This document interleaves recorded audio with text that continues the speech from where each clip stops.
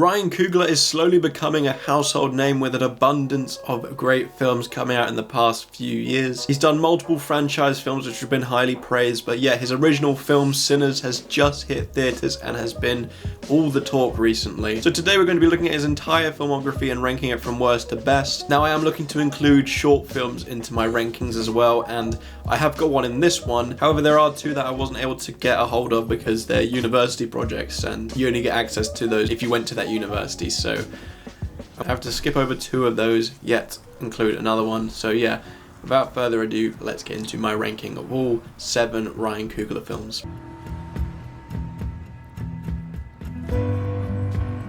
Coming in at last place is actually that short film titled Locks.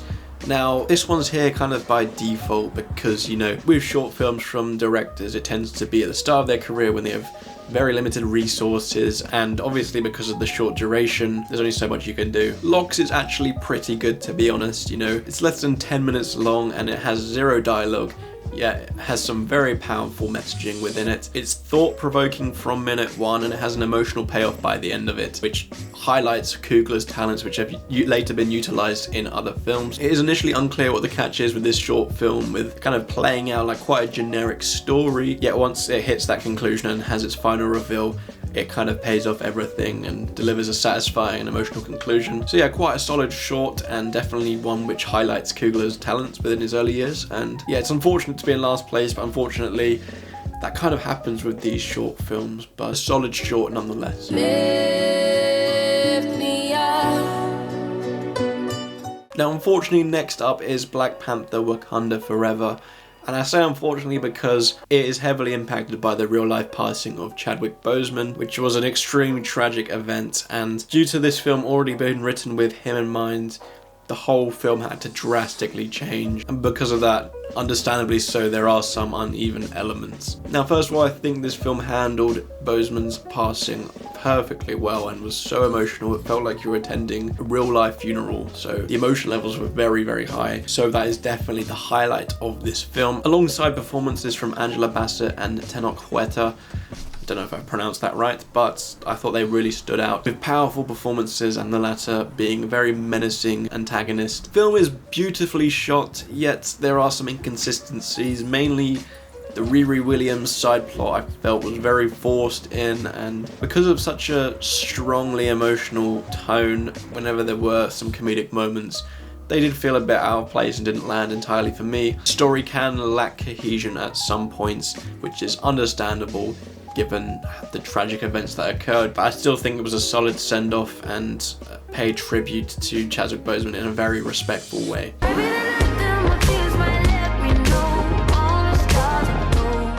Now, perhaps controversially, next up I have Black Panther, and I do like this film. However, it's a film that I've never loved to the same extent that many have. It's not one I consider top 5 MCU, but regardless, I still enjoyed it and think there is a lot of great quality here. One of those being the massive and lively environment of Wakanda itself, which kind of acts as a character in this film. It's beautiful as a place, and the culture that is portrayed and kind of the political side of things which is incorporated into the plot really is fascinating. It's the stuff like the music, the costumes, and even the environment itself just create such a lived-in country by the end. Alongside that, the cast is very strong with them dealing with these more serious themes, whether it directly confronts them or subtly. It was all well handled, and even highlight being Michael B. Jordan as Killmonger, probably one of the villains who you can sympathise most with, because yes, what he is doing in the events of this film aren't too good.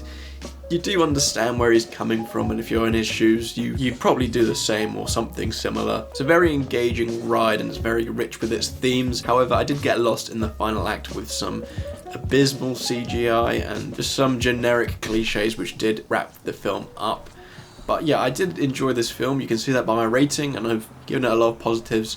However, it's just one that I didn't connect with entirely to the same extent that everyone else did. So it's not this low down on this list because it's a bad film, it's just this low down because Coogler has so many great films.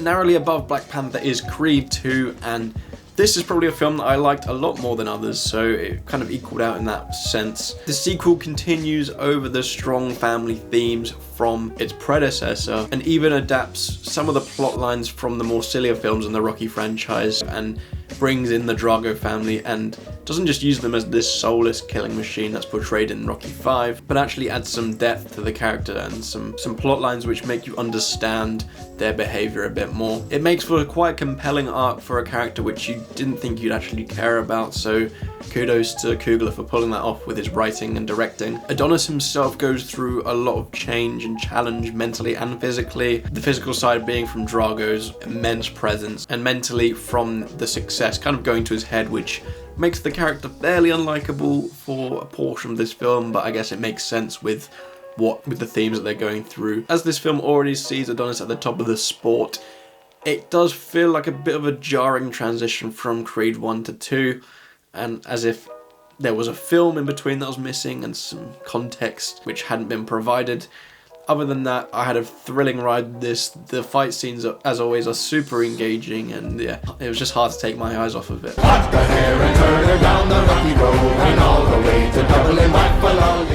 Next up, we do have the new released Sinners, which lends itself to a very entertaining film with its concept, but given that it's in the hands of Ryan Coogler, that can just transcend to a new level. From minute one, it's instantly engaging with the recreation of the time period and the incorporation of music and cinematography. The film is spoiled with elite actors, which all ensures the film is a success. Whether it's their general charisma, portrayal of an evil entity, or even their musical talents, everyone knocks it out of the park here. Sinners thrives with both the periodical, drama, and horror side of things, and it merges the two together with music to create such a captivating event and a film which really stands out, especially this year. The blend of this evil nature with music is honestly quite beautiful and makes it hard to take your eyes off of it. Coogler's first venture into horror is a success. The concept is fascinating, but all the components he brings in propels it to new heights.